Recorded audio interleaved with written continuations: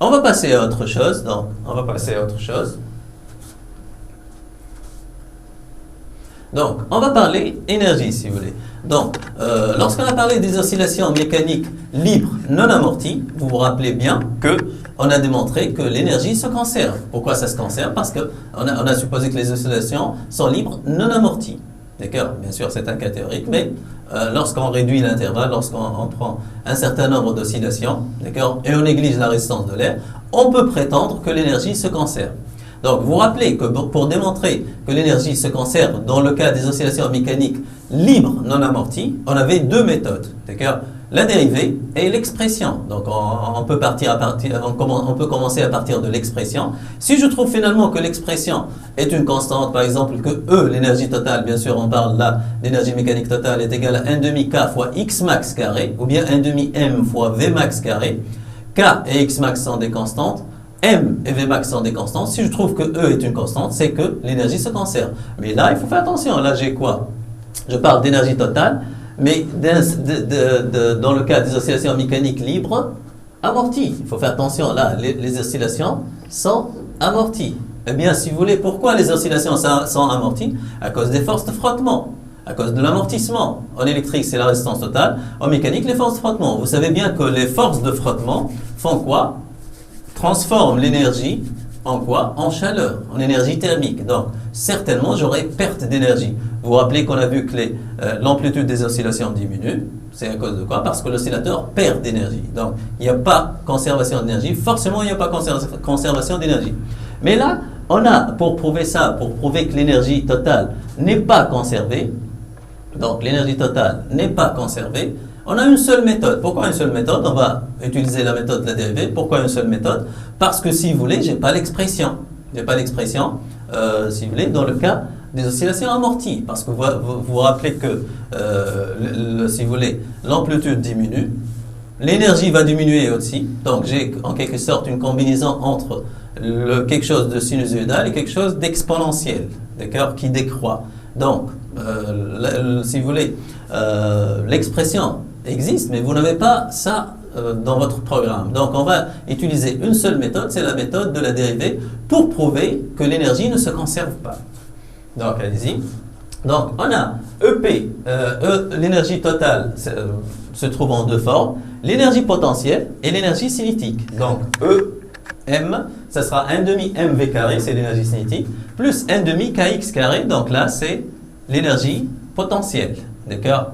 L'énergie potentielle, parce que on a pris l'énergie potentielle de pesanteur égale à 0. Pourquoi? Parce qu'on travaille toujours sur un plan horizontal. Et on prend ce plan comme référence, donc on prend le niveau où on travaille, c'est EPP égale à 0. Donc l'énergie potentielle, elle est complètement potentielle élastique, si vous voulez. Donc EP, si vous voulez, est égal à EPE. On a bien le droit de dire ça, si vous voulez. D'accord? Donc, pour prouver que cette énergie ne se conserve pas, c'est-à-dire elle diminue, elle décroît au cours du temps, d'accord? On va passer à la dérivée, d'accord? Donc, pour étudier les variations de E, on va calculer la dérivée. Mais là aussi, si vous voulez, j'ai x carré, v carré, donc comme on a vu en mécanique libre, si vous voulez, non amortie. Donc là, juste il faut se rappeler qu'une fonction, si vous voulez, une fonction au carré. Si je veux dériver une fonction au carré, donc ça va me donner quoi? 2 fois la dérivée de la fonction fois la fonction, si vous voulez, avec fois la fonction avec un degré moins 1. Donc c'est 2 moins 1, ça fait 1. Donc 2f' fois f. Donc là, on va, si vous voulez, traiter v et x comme des fonctions, non comme des variables. Donc, parce que là, je vais dériver l'énergie par rapport au temps. Donc, on va calculer la dérivée.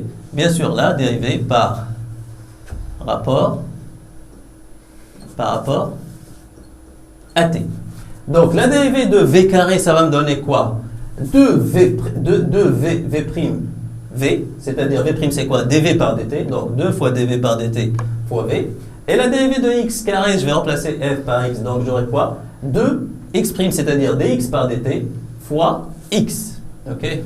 Donc, on va voir ça. Donc, dE mécanique par dt, ça va me donner 1 demi m fois 2v dv par dt. D'accord? Donc là, dv par dt, c'est quoi, si vous voulez? Donc, dv par dt, c'est la dérivée de v.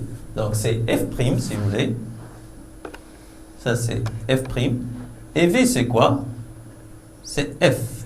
F puissance 1. D'accord? Là, si vous voulez...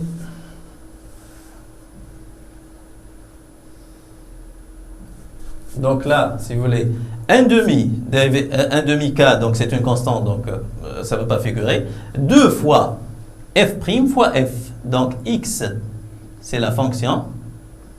Et dx par dt, c'est sa dérivée. On va dire là, c'est g. Là, j'ai la fonction g. Et là, c'est la dérivée de cette fonction, c'est g'.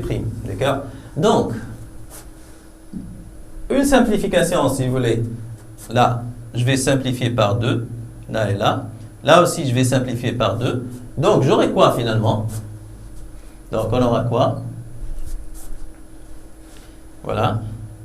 Donc, on aura... Là, j'ai m fois v. dv par dt, ce n'est autre que... Donc, dv par dt, ce n'est autre que a. Donc, m fois v fois a, plus k fois x. dx par dt, c'est quoi? C'est v. Donc, plus k fois x fois v. Donc là, je peux factoriser. Donc, je peux mettre v là, d'accord, en facteur. Donc, j'aurai v facteur de quoi?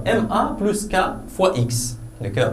Or, rappelez-vous qu'on a trouvé que la relation, l'équation différentielle, c'est ma, ou bien la RFD m'a donné quoi? ma plus hv plus kx égale à 0. Donc, ma plus kx, automatiquement, ça va me donner quoi? ma plus kx, c'est moins h fois v. Donc là, le signe moins est important. D'accord? Donc, c'est moins h fois v. Finalement, j'aurai quoi? Donc, ce terme-là, ma plus kx, on vient de dire que c'est moins h fois v. Fois v, ça va me donner quoi? Moins h fois v au carré. Donc là, juste, il faut faire attention. Donc finalement, la dérivée de l'énergie mécanique par rapport au temps est égale à quoi? Moins vh fois v carré. H, c'est une constante positive. D'accord? Multiplié par un carré qui est positif. Donc l'ensemble sera négatif. Donc EM diminue au cours du temps. Donc l'énergie mécanique diminue au cours du temps. Donc elle n'est pas conservée. Donc bien sûr, vous pouvez être amené à, puisque l'énergie diminue au cours du temps, donc ils peuvent vous demander, si vous voulez, ils peuvent vous demander de calculer l'énergie dissipée. D'accord? L'énergie dissipée, si vous voulez, donc, puisqu'il parle là d'énergie, lorsqu'il vous demande, donc on va étendre la page, lorsqu'il vous demande de déterminer l'énergie dissipée, d'accord? Bien sûr, il faut faire attention entre deux instants, T1 et T2. Là, j'ai un instant T1 et là, j'ai un instant T2. Donc, il faut faire attention puisque l'énergie diminue au cours du temps. Donc, l'énergie à l'instant T2 sera inférieure, si vous voulez, l'énergie mécanique à l'instant T2 sera inférieure à l'énergie mécanique à l'instant T1.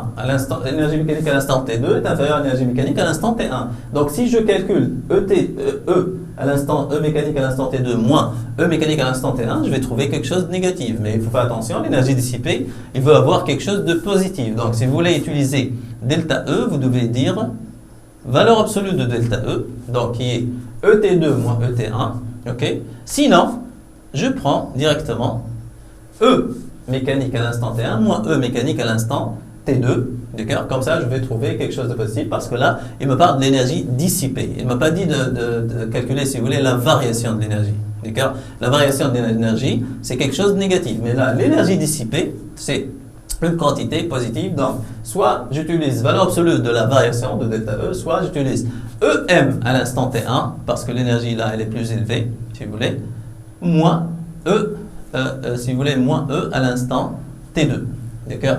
Donc, moins E à l'instant T2. Donc, voilà, on va continuer dans une autre séquence.